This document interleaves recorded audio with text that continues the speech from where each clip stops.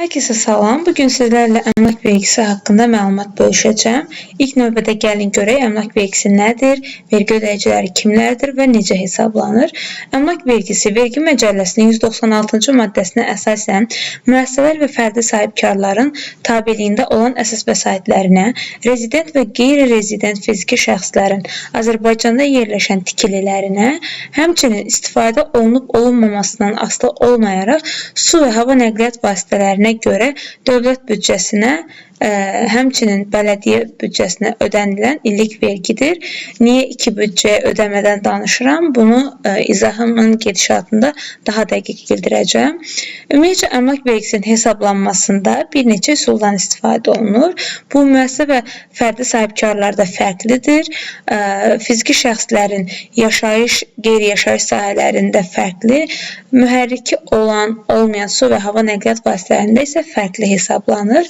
İlk növbədə gəlin görək müəssisələrin və fərdi sahibkarların əsas vəsaitlərinə görə hesabladığı əmlak vergisi necədir? Vergi məcəlləsinin 201-ci maddəsinə əsasən, əgər vergi ödəyicisi ötən ildən əmlak vergisinin ödəyicisidirsə, bu zaman ilin əvvəlinə olan əsas vəsaitlərin qalıq dəyəri ilə ilin sonuna olan əsas vəsaitlərin qalıq dəyəri toplanır. Hansı ki, ilin sonuna olan əsas vəsaitlərin qalıq dəyəri deyiləndə il ərzində köhnəlmələrdən sonra amortizasiya məbləği çıxılır və yerdə qalan dəyər nəzərdə tutulur.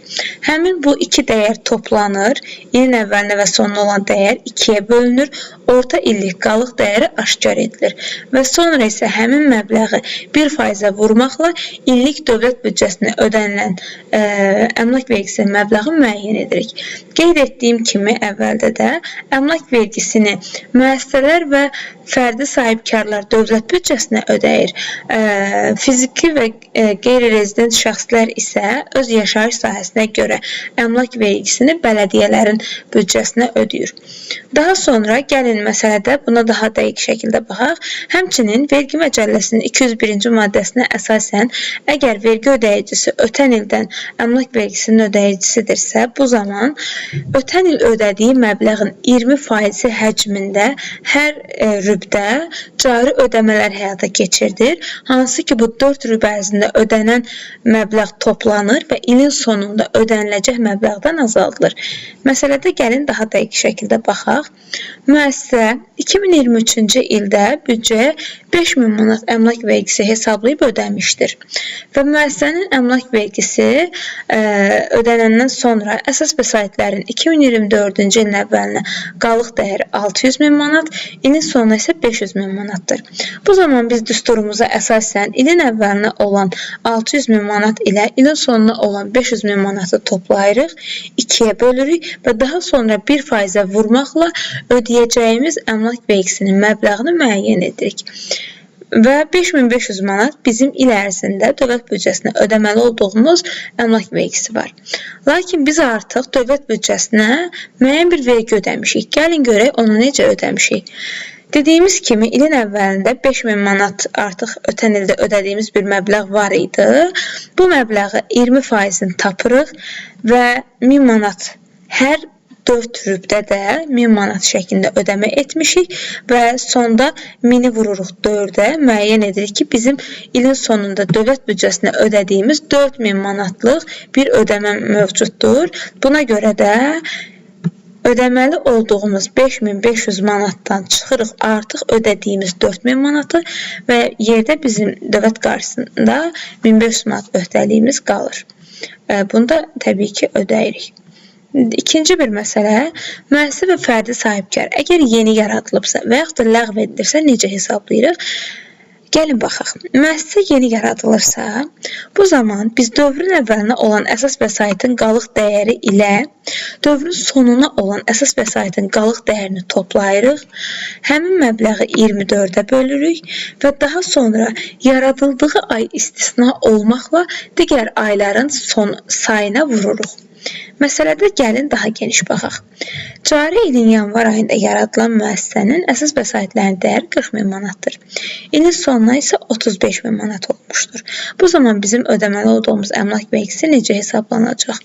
İlin əvvəlinə olan əsas vəsaitin dəyəri ilə ilin sonuna olan əsas vəsaitin dəyəri toplanır, 24-ə bölünür və daha sonra yanvar ayı istisna olmaqla yerdə qalan 11 ayın sayına vurulur. 34.375 manat bizim ödəməli olduğumuz əmlak vergisi var. Və əgər ləğv edilərsə, təsəvvür edin ki, müəssisə eyni misalda qeyd edir ki, yanvar ayında may ayında ləğv edilir. Bu zaman biz yenə 40.000 ilə 35.000-i toplayırıq, 24-ə bölürük və daha sonra yanvar ayı istisna olmaqla bu zamanda ləğv edildiyi ayı istisna edirik. Yanvar, fevral, mart, aprel ayını vururuq. Artıq may ayında ləğv edildiyi üçün may ayını nəzərə almır. İndi isə keçək, görək fiziki şəxslər öz binalarına, yaşayış sahələrinə görə əmlak vergisini necə hesablayırlar. Bildiyimiz kimi rayonlarda müəyyən bir əmsallar var. Məsələn, Bakıda 40 qəpiyə, Gəncə, Sumqayıt, Abşeronda 30 qəpik, digər rayonlarda 20 qəpik, rayon tabeliyində olan şəhərlərdə, qəsəbə və kəndlərdə isə 10 qəpiyə vurmaqla hesablanır. Gəlin məsələdə baxdıqca bunu daha dəqiq şəkildə sizlər üçün izah edim. Bakı şəhərində yerləşən şəhid övladının mülkiyyətində 170 kvadrat metr yaşayış sahəsi və Naxçıvan şəhərində yerləşən 90 kvadrat istifadəsində olan yaşayış sahəsi mövcuddur. Həmin şəxsin ödəməli olduğu əmlak vergisi məbləği müəyyən edək. Vergi məcəlləsinin 199-cu maddəsinə əsasən əmlak vergisində müəyyən azadolma və güzəştlər var. Hansı ki, yaşayış sahəsinin 30 kvadrat metri əmlak vergisindən azaddır. Və bu zaman biz 170 kvadratlıq evin 30 kvadrat metrini azad eləyirik, yəni çıxırıq. Daha sonra Bakı şəhərində yerləşdiyinə görə 40 qəpiyə vururuq. Əldə edirik 56 manat bizim büdcəyə, daha doğrusu bələdiyyənin büdcəsinə ödəməli olduğumuz əmlak vergisi var. Lakin yenidən vergi məcəlləsinin 199-cu maddəsinə əsasən şəhid övladları, vətən müharibəsinin iştirakçıları, daha sonra əlilliyi müəyyən edilən şəxslər 30 manat məbləğində əmlak vergisindən azaddırlar. Və həmin bu şəxslər şəhid övladı olduğuna görə 56 manatın 30 manatı azaddır və ondan 30 manatı azaldırıq, yerdə qalan 26 manatı büdcəyə ödəyirik. Daha sonra isə həmin bu şəxs Naxçıvan şəhərində də istifadəsində olan kirayə götürdüyü kimi düşünün, bir evi var və bu zaman 90 kvadratdan çıxırıq yenə yaşayış sahəsinin 30 kvadratı azaddır və Naxçıvan şəhərində olan əmsal 20 qəpikdir, 20 qəpiyə vururuq və bizim ödəməli olduğumuz 12 manatdır. Belə bir sual yarana bilər ki, bəs axı bu şəhid övladıdır, niyə onda əmlak vergisindən 30 manat azaddır demişdiniz, burada azad eləmədik.